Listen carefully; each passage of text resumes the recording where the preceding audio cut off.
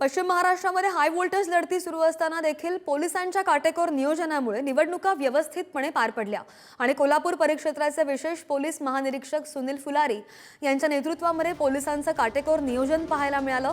पोलिसांच्या आवाहनामुळे मतदानाचा टक्का सुद्धा वाढलेला आहे आणि या संदर्भात कोल्हापूर परिक्षेत्राचे विशेष पोलीस महानिरीक्षक सुनील फुलारी यांच्यासोबत संवाद साधलाय आमचे प्रतिनिधी स्वप्नील पाटील यांनी। पाहू। नुकत्याच राज्यात विधानसभा निवडणुका पार पडल्या आणि या निवडणुकीमध्ये पोलिसांनी महत्त्वाची भूमिका बजावलेली आहे आणि या संदर्भात बोलण्यासाठी आपल्यासोबत कोल्हापूर परिक्षेत्राचे विशेष पोलीस महानिरीक्षक सुनील फुलारी साहेब आहेत। साहेब, तुमचं पुढारी न्यूजमध्ये स्वागत आहे।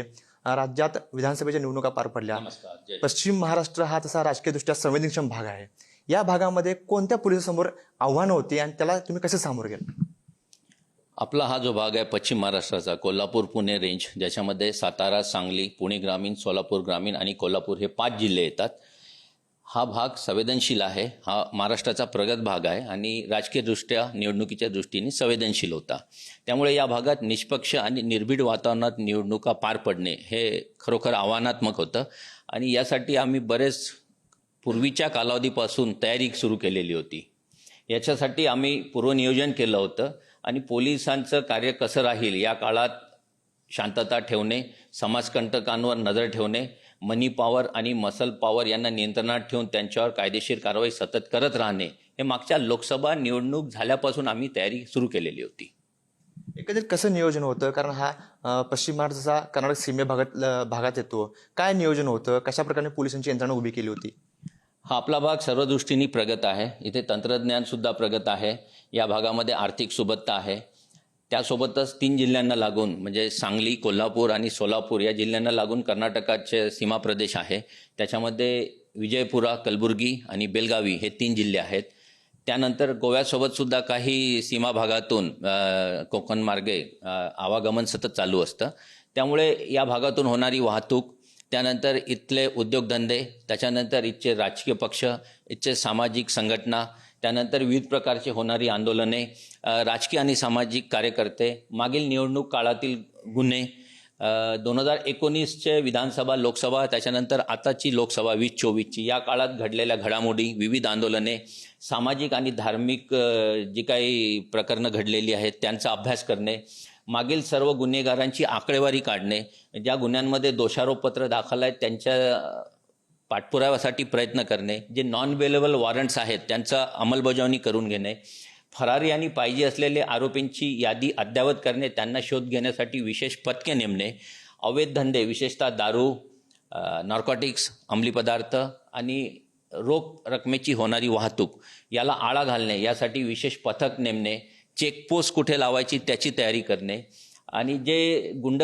नजरेआड आहेत त्यांना शोधण्यासाठी वेगळी पथकं लावून त्यांच्यावर प्रतिबंधक कारवाई करण्याचा आराखडा तयार करणे, जे दोषारोपपत्र दाखल आहेत आणि जे राजकीय गुन्हे होते मागच्या निवडणूक कालावधीतले त्यांची ट्रायल सुरू करण्यासाठी संबंधित न्यायालयांना विनंती करणे आणि हा सगळा प्लॅन आपण साधारणतः मागच्या लोकसभा निवडणूक झाल्यानंतर म्हणजे जूनपासून आपण एक्झिक्यूट करण्यास सुरुवात केली आणि गणपती उत्सव 2024चा पार पडल्यावर याला विशेष वेग देण्यात आला आणि त्यामुळे अत्यंत नियोजनबद्धरित्या 5 जिल्ह्यांमध्ये पोलिसिंग पूर्ण करण्यात आली। त्यासाठी आम्हाला स्थानिक निवडणूक यंत्रणा, जिल्हा दंडाधिकारी यांच्यासोबत समन्वय ठेवून काम करायचे होते, ते आम्ही केले। त्याच्यानंतर IG बेळगावी, कर्नाटका पोलीस त्यांच्यासोबत समन्वय बैठका झाल्या। आमच्या पोलीस स्टेशन, SDPO आणि SP लेवललाही कर्नाटक पोलीससोबत बैठका झाल्या। विविध प्रकारे आम्ही आमच्या कर्मचाऱ्यांना प्रशिक्षणसुद्धा दिले, जे निवडणूक विषयक कायदे आहेत, मॉडेल कोड ऑफ कंडक्ट आहे, नवीन अंमलात आलेले भारतीय न्याय संहिता आणि इतर कायदे आहेत, त्यांचं आम्ही सगळं प्रशिक्षण देऊन शास्त्रोक्त तयारीसुद्धा आपल्या कर्मचाऱ्यांची, अधिकाऱ्यांची करून घेतली होती। पश्चिम महाराष्ट्रामध्ये गुन्हेगारी कारवाया मोठ्या प्रमाणात दिसून येतात। तसंच हा भाग कर्नाटकशी संलग्न असल्यामुळे आंतरराज्य गुन्हेगार देखील या भागामध्ये मोठ्या प्रमाणात आहेत। परंतु या निवडणुकीमध्ये त्या गुन्हेगारांचा उपद्रव कमी प्रमाणात दिसून आला। त्यांचा कशाप्रमाणे बिमोड केला होता आणि ते कसं शक्य झालं? आमच्या जिल्हा पोलीस अधीक्षकांची, त्यांचे चमू 5 जिल्ह्यातले यांनी याचे रेकॉर्डवरील अभिलेखात शोधणे, गुन्हेगारांची यादी तयार करणे आणि इतर राज्यांना ती यादी पाठवणे, त्या राज्यांमध्ये त्यांचा मागोवा घेण्यासाठी प्रयत्न करणे, बाहेर राज्यातले गुन्हेगार आपल्या इकडे जे येतात ते येऊ नयेत याच्यासाठी सुद्धा शोध मोहीम हाती घेण्यात आली। एकूण आपण 36 चेकपोस्ट कर्नाटक राज्याच्या सीमेवर लावले होते। त्याच्याशिवाय शेवटच्या 72 तासामध्ये म्हणजे निवडणूक मतदानाच्या पूर्वी 72 तासामध्ये आणखी काही जे पोरस बॉर्डर पॉईंट म्हणतो आपण त्यांना, जे शेतीच्या मार्गाने किंवा कच्चे रस्ते असतात त्या मार्गाने वाहतूक होते किंवा गुन्हेगार येऊ शकतात, कॅश येऊ शकते, त्यांनाही सीलिंग करण्यात आलं होतं. त्यामुळे बॉर्डर पूर्ण सील करण्यात आली होती. गोवा पोलीससोबत सुद्धा आपले सहकार्य कायम ठेवले होते आम्ही या काळामध्ये.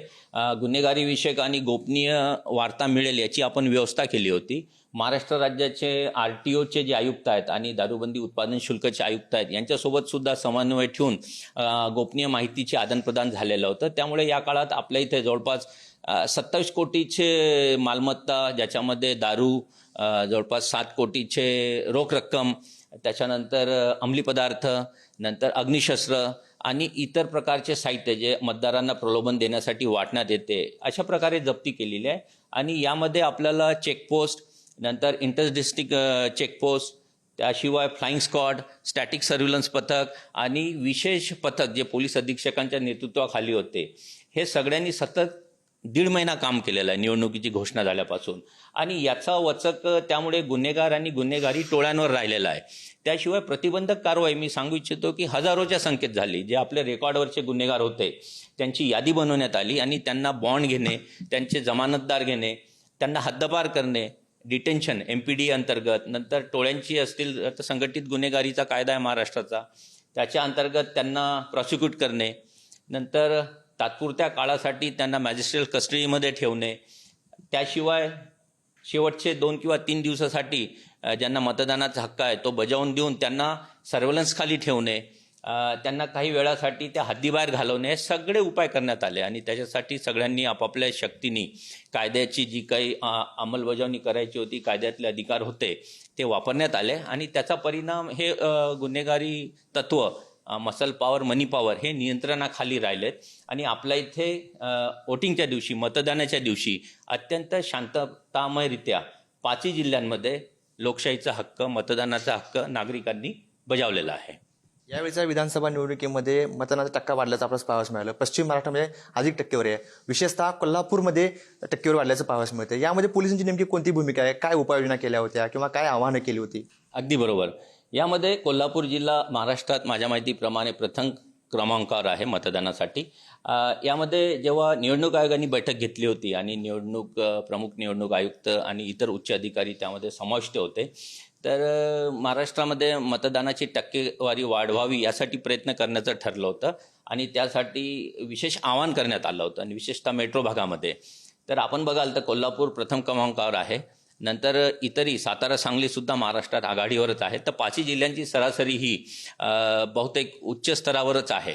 आणि त्याच्यासाठी विशेष प्रयत्न जिल्हा निवडणूक अधिकारी, पोलीस खाते, यामध्ये जे स्वीप नावाचं अभियान होतं, ज्यामध्ये मतदारांनी पुढे यावे, मतदानाची टक्केवारी वाढवण्यासाठी मतदारांना सुलभरित्या मतदान करता यावे, त्यांना विशेषरित्या मतदान आणि जे बूथ आहेत त्याची सजावट करणे, तिथे विविध त्यांना म्हणजे त्रास न होता मतदान करण्यासाठी मदत करणे, फॅसिलिटेशन सेंटर उभारणे, ह्या सगळ्या गोष्टी करण्यात आल्या. मी स्वतः पुणे येथे स्टेट ऑब्झर्व्हरसोबत स्वीपच्या यंत्रणेच्या शुभारंभासाठी हजर होतो. पोस्टल बॅलेटसाठी 100% पाठपुरावा करण्यात आला. जे सुरक्षासाठी पोलीस कर्मचारी होते आणि इतर सुद्धा अधिकारी कर्मचारी होते, सगळ्यांना पोस्टल बॅलेटची व्यवस्था करण्यात आली. त्याच्यासाठी विशेष सुविधा करून देण्यात आली होती, प्रशिक्षण देण्यात आले होते.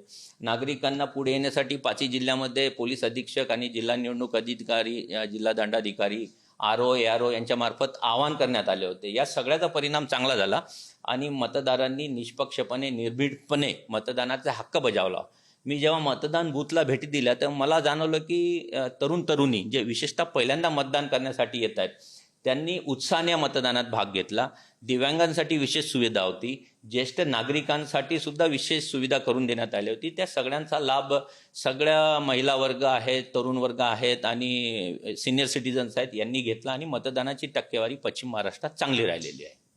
खरं तर निवडणुकीच्या काळामध्ये पोलीस यंत्रणा स्वतंत्रपणे काम करत असते, परंतु या विधानसभा निवडणुकीच्या काळामध्ये राजकीय दबाव होता का, तो जाणवला का? कशा स्वरूपाचं पोलीस यंत्रणा होती आणि राजकीय दबाव होता का? दबाव तर मनी पॉवर, मसल पॉवरचा असतो, त्याला राजकीय दबाव म्हणता येणार नाही. आणि आपण जर आपलं कार्य जे संविधानाचं रक्षण आहे आणि कायद्याची अंमलबजावणी आहे आणि पोलिसांचं ब्रीदवाक्य आहे, सदरक्षण आहे, खलनिग्रहण आहे, याला अनुसरून जर आपण कार्य केलं तर जनता आपल्याला प्रतिसाद देते, सकारात्मकरित्या आपल्याला काम करता येतं आणि राजकीय आणि सामाजिक पुढारी सुद्धा आपला सल्ला ऐकतात आणि ते कोणताही कायदा तोडायला सांगत नाहीत, असं माझं सर्वसाधारण निरीक्षण आहे. आणि जनता आपल्या आव्हानांना आणि कायद्याच्या अंमलबजावणीला प्रतिसाद देते, सहकार्य करतं आणि तेच आपल्या 5 जिल्ह्यात आपल्याला दिसून आलं. म्हणजे मतदान तर शांततेत झालंच, त्यानंतर ज्या दिवशी आपली मतमोजणी झाली त्या मतमोजणीच्या दिवशीसुद्धा 5 जिल्ह्यात ती शांतपणे पार पडली. जे विजयी आणि पराभूत उमेदवार या सगळ्यांनी खिलाडी वृत्तीने एकमेकांचं अभिनंदन केलं आहे. कोणत्याही प्रकारचा ताणतणाव त्या मतदान केंद्राच्या आजूबाजूला किंवा त्या गावांमध्ये दिसून आलेला नाही आणि त्यामुळे ही शांतता टिकवण्यात समाजातले सगळे घटक हे सहकार्य करतात. त्यामुळे प्रसारमाध्यमांची सुद्धा आम्हाला महत्त्वाची मोलाची मदत झालेली आहे काळामध्ये. त्यांनी आमचे संदेश सतत प्रसारित केले.